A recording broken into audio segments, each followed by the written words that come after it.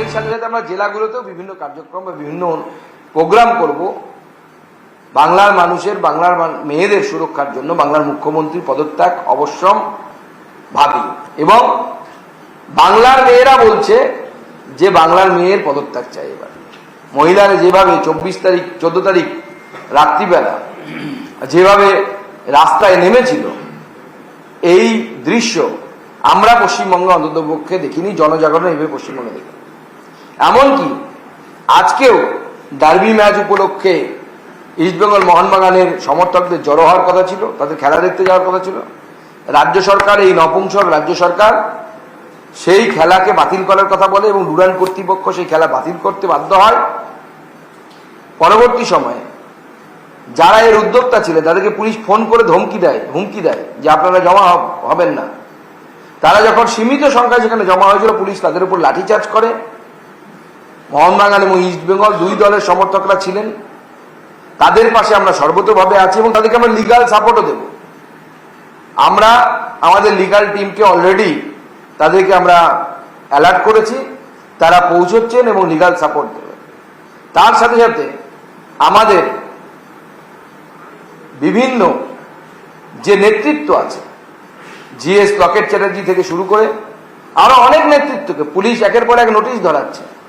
সামাজিক মাধ্যমে যারা কাজ করেন, ইউটিউবার বা যারা ফেসবুকে পোস্ট করেছে, তাদেরকে পর্যন্ত নোটিশ ধরানো হচ্ছে।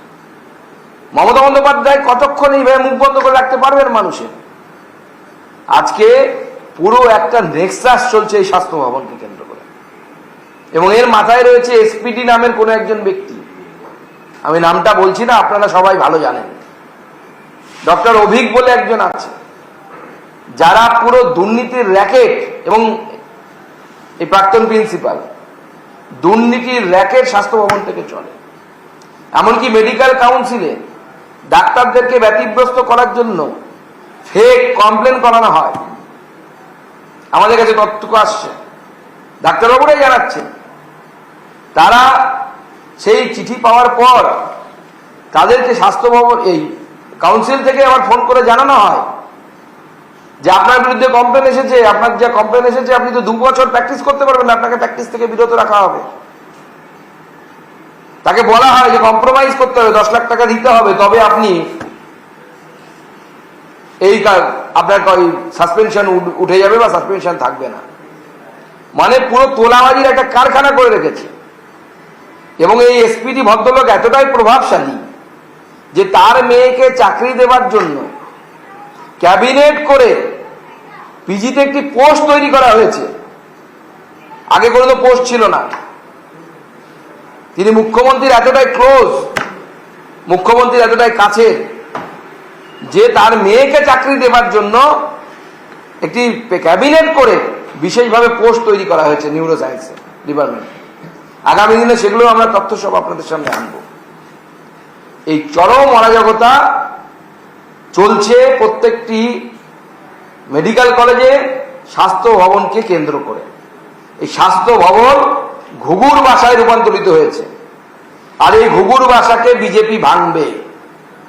আমরা সিবিআইকে অনুরোধ করব যে আপনারা এই ঘুঘুর বাসা ভাঙুন, এবং আমি তৃণমূলের রাজ্যসভার সাংসদ যে দাবি তুলেছেন সেই দাবিকে আমি সমর্থন করে বলছি, এই ব্যক্তিদের গ্রেপ্তার করা উচিত এবং তাদের টেলিফোনিক যে কনভারসেশন হয়েছে তা তদন্ত করে দেখা উচিত। এবং এই ঘটনা সম্পূর্ণরূপে মমতা বন্দ্যোপাধ্যায়ের পুলিশ এবং বিশেষ করে সিপি বিনীত গোয়েল ধামাচাপা দেওয়ার চেষ্টা করেছিলেন। আপনারা যদি লক্ষ্য করেন, সিপি সাহেব প্রথম যখন আপনাদের মিডিয়ার সামনে এসেছিলেন, এখন আপনার রেকর্ডিং খুঁজে দেখুন, সেখানে উনি বলেছেন there is no external injury. আপনাদের সামনে বলেছেন। আজকে postmortem report, PM report postmortem report বলছে 10-এরও অধিক জায়গায় শরীরে এক্সটার্নাল ইনজুরি আছে, তার সাথে ইন্টারনাল ইনজুরি ইন অ্যাডিশনাল। একজন সিপি মানে একজন আইপিএস অফিসার এতটা অভিজ্ঞ, সিপি তো আর এমনি হয় না, আইপিএস হয়ে কেউ সিপি হয়ে যায় না। তিনি যদি এক্সটার্নাল ইনজুরি দেখে চিনতে না পারেন বা বুঝতে না পারেন, তাহলে তিনি সিপি থাকার তার যোগ্যতা নেই। অথবা উনি দেখে বুঝে শুনে উনি আপনাদের সামনে মিথ্যে কথা বলেছিলেন, অর্থাৎ পুরো বিষয়টিকে ধামাচাপা দেওয়ার চেষ্টা করেছেন। দুটোর মধ্যে কোনো একটা সত্যি হতে পারে, তৃতীয়ত কোনো অপশন নেই। অতএব এই সিপির আমরা গ্রেপ্তার এবং অপসারণ, তার আগে অপসারণটা করা দরকার, অপসারণ চাইছি, যাতে আবার উনি আবার সেই ডাক্তারবাবুর মতো বলতে না পারেন আমি পদত্যাগ করছি। পদত্যাগ তো উনি করেননি। পদত্যাগ করার আগেই ওনার তো মেমো বেরিয়ে গেছিল, এবং সেই মেমোর নাম্বার তো অনেক আগে আমরা দেখতে পাচ্ছি। মেমো নাম্বার সম্ভবত 807 নাম্বার মেমোর মাধ্যমে, আমাদের কাছে মেমো আছে, সেই মেমো বলছে 807 নাম্বার মেমোর মাধ্যমে তাকে সেখান থেকে সরানো হয়েছিল। পরবর্তী সময় এমএসভিপি কে সরানো হয়, কিন্তু আপনাদের সামনে এমএসভিপির ঘটনা আগে আসে আর এনাকে ঘটনাটা অনেক পরে আপনাদের সামনে আনা হয়। কেন, তার কারণ আমরা খুঁজে পাচ্ছি না। আইদার ঘটনা পরে ঘটেছে, মেমো নাম্বার পরে বসানো হয়েছে, অথবা আপনাদেরকে জানানো হয়নি যে তাকে সরানো হয়েছিল। 807 নাম্বার মেমো হচ্ছে ডক্টর সন্দীপ ঘোষকে পরিবর্তন করা হচ্ছে, তার মেমো নাম্বার হচ্ছে 807। আর 810 নাম্বার মেমো হচ্ছে পরের মেমো, সেটা হচ্ছে এমএসভিপির মেমো। অথচ আপনারা দেখুন প্রত্যেকটি মিডিয়া এমএসভিপি কে আগে সরানো হয়েছে সেই খবর পেয়েছে। কেন এই যে লুকোচাপা?